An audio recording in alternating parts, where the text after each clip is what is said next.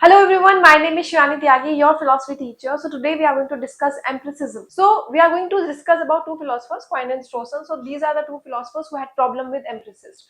Now we discussed about empiricism. So empiricism are the philosophers are like the believer who think that if we are seeing or understanding the knowledge through our senses, by seeing it, touching it, knowing it, through all these things, if we are getting the knowledge, then that is known as empiricism, right? And these were the philosophers Quine and Strawson who criticized it. So they had their certain reasons to criticize it.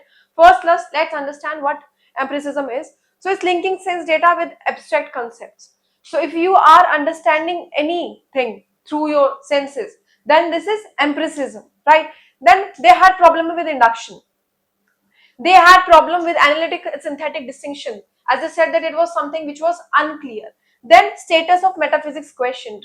Metaphysics question like God, right? About things that we cannot perceive. So these were the concepts that were taken and that they were criticized. So on the basis of these things, they criticize empiricism. Now one by one, first Quine and then Strawson will try to understand their philosophy and what problem they had with these thinking and how they criticize it. Let's understand first of all introduction to Quine. It is very important that whenever you are reading any philosopher, make sure that you are understanding their history also, because through their history only we can understand so much about their philosophy. Like in Descartes, he had the problem, right? He was like repeating things. He gave dualism, right? And he was a philosopher who did his schooling twice. So somewhere his history was telling about his philosophy, right? And same goes with these philosophers also. So make sure from where they did the schooling, like on what timing they did their schooling, if any revolution was going there, they would like, do they have any relevance with the like their philosophy? So these things are something that you have to learn and understand before understanding their philosophy. Now his full name was Willard Van Orman Quine, and he was presented 1908 to 2000. So American logician and philosopher, also influenced by logical positivism, but he was critical. He was like in doubt with that. Interests were language, logic, and epistemology. So basically, his concern in philosophy was these three aspects, and he was trying to focus on these theories. Now, let's understand what he was trying to say about two dogmas. As I said, that he had problem with analytical synthetic distinction and reductionism. So, what is analytic synthetic distinction? So, analytic is something that we know, right? It is true by definition. It is true by definition, right? And synthetic is that is true by observing, right? So true by definition, analytical basically are those which are not, yeah, you are not required to prove them, right? They are true by themselves, they are true logically by science. So analytic are those, they are existing and then we know that this is the truth, we don't have to prove them much, right? Next we have synthetic. Now synthetic are basically by observing, by through our senses, by knowing certain thing we are trying to understand, we are trying to grasp their understanding, right? So this is synthetic. By senses we get to know, by observing we get to know. So this is synthetic. So he had a problem. He said that line between these two, distinction between these two is not clear, and this is what we have to do. So reductionism, all statements to sense data, whatever you are understanding, whatever you are knowing, this could be reduced. Now, for example, like there's this very famous example in philosophy, the cat is on the mat. The cat is on the mat, right? So according to other philosopher, this could be proved by seeing, right? Synthetic is that you can go into that room and you can see if that cat is present on the mat or not, right? And analytic is that it is true by definition. Why? Because it is existing, right? So basically he says that distinction is not, explained properly, because there is more to this definition. We are not only understanding about mat, we are understanding about cat also, the characteristic of cat also.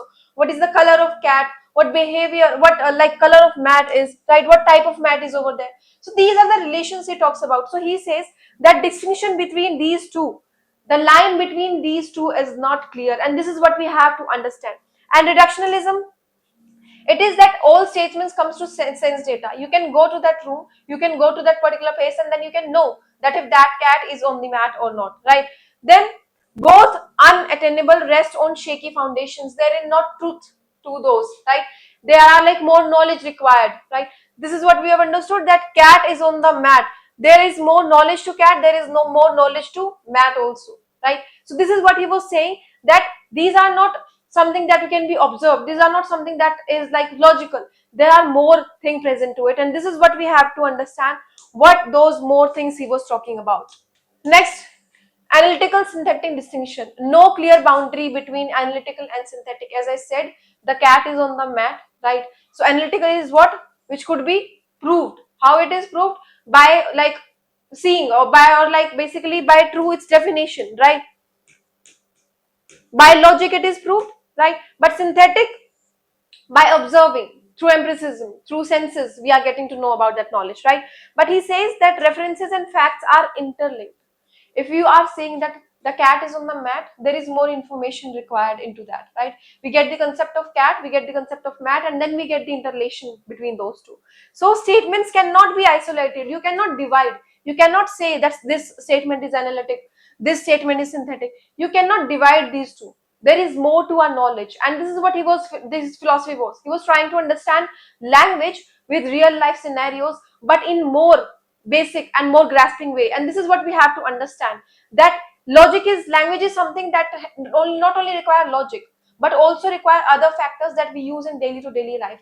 And if you can tell me in the comment section, do you also think that his theory and like Strawson and Quine, both of these theories also matches with somewhere with Wittgenstein theory? Because he also had this belief, right, that language should be something daily to daily life, right? So these are the philosophers, and this is why people feel very contradictory, and this is why people feel that their philosophy is something related, but their philosophy is related, but the criticism is something that we should focus on. So make sure that whenever you are reading any philosopher, make sure that you are writing it somewhere, make sure that you are understanding what they are trying to say, make sure that criticism is done in certain way that you can understand and differentiate in a better manner. Do not get confused between their philosophy, because in philosophy what matters, keywords matters a lot, which I'm coming with PPT, and other thing matters a lot is revision and PYQs. So make sure that you are understanding all these together, and make sure that you're practicing enough. Otherwise, you will get confused. These philosophers will make you confused because they are contradictory, same thing. They are talking about language, they are talking about cause and effect, and this may get confusing to you. So make sure that you are understanding these philosophers separately. Then later you are like when you are criticizing them, when you are connecting them, make sure that you are doing it a certain way that you don't get confused yourself, right? So I hope that you understood what analytical synthetic philosophy, what criticism he gave. Then he gave his own theory. He gave web of belief. Now what web of belief is? Like here, this is a web and this is a center, right? So he had a theory that in the center we have logic which could be not changed. We have a theory. So center is something which is like logic, and these edges are something which cannot be changed, our daily to daily life, which could be changed on the basis of the information that we are getting, right? So these are unchanging knowledge to us, right, which cannot be changed no matter what, right? Sun rising at certain direction, right? So these are the kind of examples which cannot be changed. The like earth is round, right? So these are center of the knowledge, right? Center of these of the this web, right? And this is edge, which can be changed if the new information is added, if there are some facts, if there are some changes that could be seen, then on basis of that, these information, the edge of the web, these can be changed. So this is what difference he makes, that our beliefs are basically holistic web. So these beliefs which are in center, they cannot be changed no matter what you add, no matter in what direction you come, no matter what kind of knowledge you are coming up with, you are never ever going to change these kind of knowledge. The center of web are not going to change, because they are based on logic, because they are factual, based on reasoning, so you cannot change them. But these knowledge, these beliefs which are on edge, they can be changed. They can be changed if new information is added, they can be changed if the perspective is different, they can be changed on other directions, right? So this is what he says, that our web of belief is like holism. There are new attachments to it, but there are certain aspects of like language also which cannot be changed no matter what. So this is the problem that he had. He had problem with reductionism, he had problem with synthetic analytic philosophy. Then he came with his theory, web of belief. If you like this, then I'll be hoping for your answer in the comment section.